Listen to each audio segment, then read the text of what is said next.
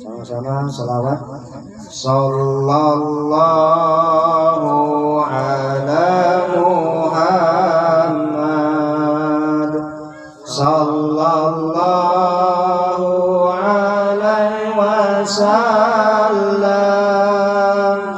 Sallallahu ala Muhammad. Sallallahu alaihi wasallam. Ya Nabi salam alaika, ya Rasul salam alaika, ya Habib salam alaika. Salawatullah alaika. Sallallahu ala Muhammad. Sallallahu alaihi wasallam. Sallallahu ala Muhammad.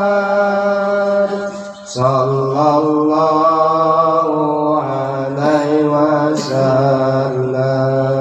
Assalamualaikum warahmatullahi wabarakatuh.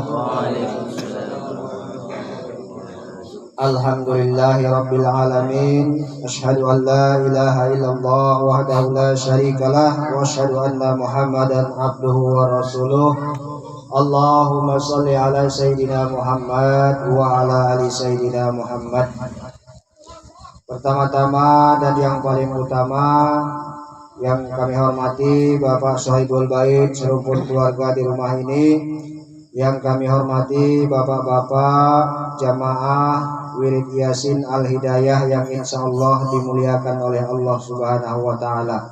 Puja dan puji serta rasa syukur kita mari sama-sama kita persembahkan kehadirat Allah Subhanahu wa Ta'ala, yang mana pada malam hari ini kita masih diberikan Allah kenikmatan kesehatan, nikmat keberkahan umur, sehingga kita masih dapat berkumpul di tempat kediaman Sohibul Bait ini dalam rangka untuk melanjutkan perwiritan Yasin kita sebagaimana biasanya. Mudah-mudahan apa-apa yang kita baca nanti diberikan Allah menjadi amaliyah kita masing-masing. Amin ya rabbal alamin. Salawat dan salam tidak lupa pula kita sampaikan kepada junjungan kita baginda Rasulullah Muhammad sallallahu alaihi wasallam, para keluarga dan sahabat-sahabatnya sekalian, dengan ucapan Allahumma sholli ala sayyidina Muhammad wa ala ali sayyidina Muhammad. Semoga kita senantiasa mendapatkan syafaatnya. Amin ya rabbal alamin.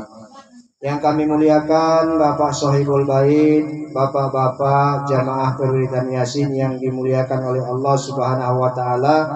Sebelum kita melanjutkan acara berikutnya, di sini sedikit kita membahas tentang apa firman Allah di dalam surah An-Naba ayat 18. Yauma yanfakhu fis-sudi fata'tuna afwaja. Pada hari trompet ditiup, kamu datang berkelompok-kelompok, kata Allah dalam Al-Quran. Lalu salah seorang sahabat Rasulullah bertanya kepada Rasulullah, ya Rasulullah, apakah yang dimaksud dengan berkelompok-kelompok ini? Maka Rasulullah ketika itu menangis dengan pertanyaan Mu'az bin Jabal. Kata Rasulullah, ya Mu'az, ini adalah pertanyaan yang sangat luar biasa. Pada hari kiamat, setelah trompet ditiupkan oleh Israel, maka ada 12 kelompok dari umatku ya Mu'az, katanya, yang akan dibangkitkan dari kuburnya. Hanya satu kelompoklah yang selamat, yang 11 kelompok enggak selamat. Apakah itu ya Rasulullah, kata Mu'az. Rasulullah menjawab, kelompok pertama akan dibangkitkan dari kuburnya tanpa tangan dan kaki. Karena apa dia ya Rasulullah? Kata Rasulullah, karena dia suka menyakiti tetangga-tetangganya. Tidak aman tetangganya dari gangguan-gangguannya. Inilah dibangkitkan nanti tanpa tangan dan kaki, berarti jalan dengan punggungnya.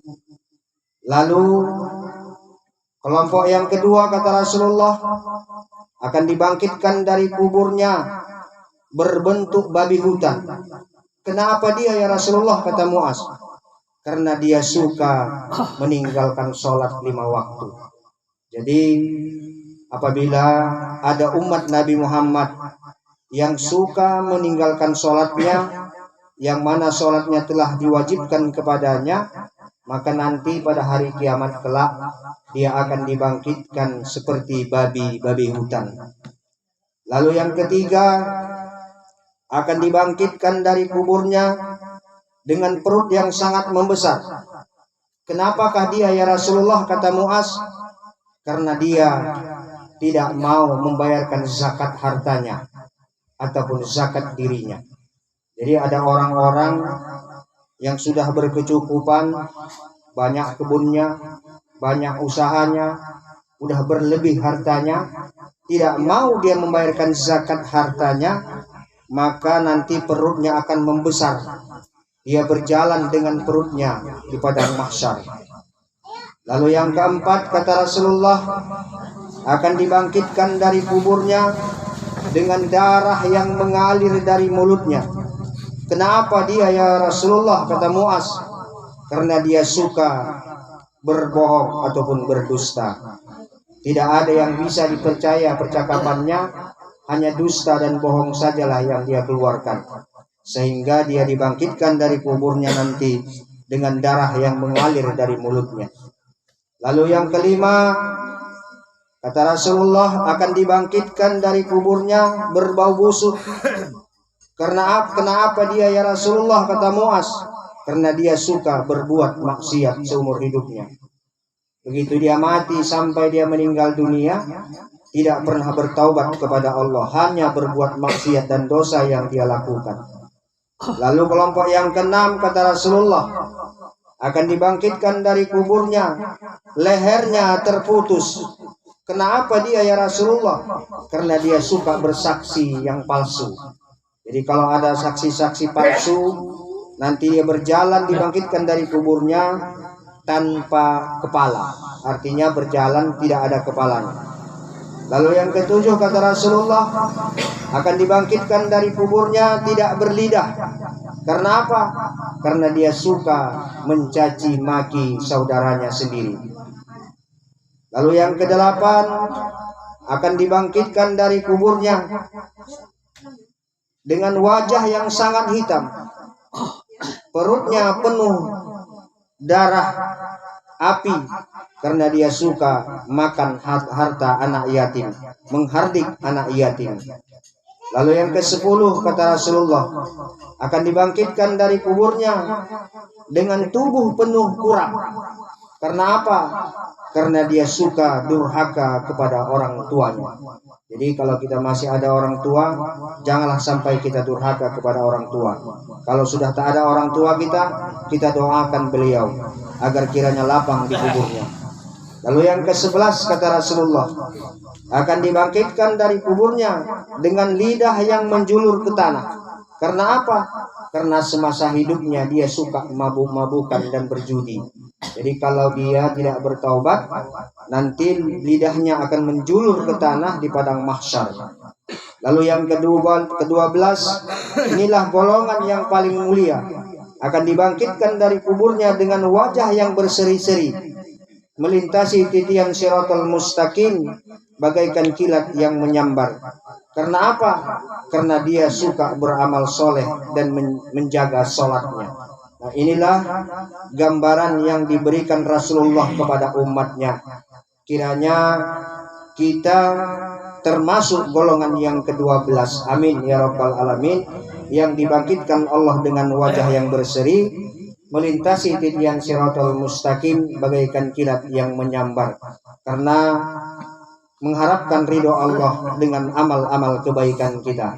Mudah-mudahan yang senantiasa kita lakukan setiap malam Jumat, kita melakukan pembacaan ayat-ayat suci Al-Quran, maka ini menjadi membantu amaliyah kita kepada Allah Subhanahu wa Ta'ala.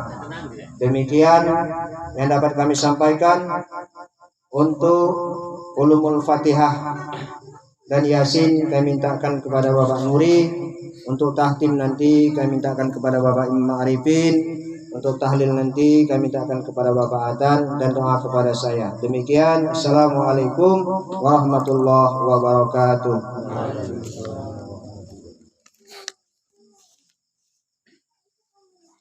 Marilah sama-sama kita mohon ampun kepada Allah dengan ucapan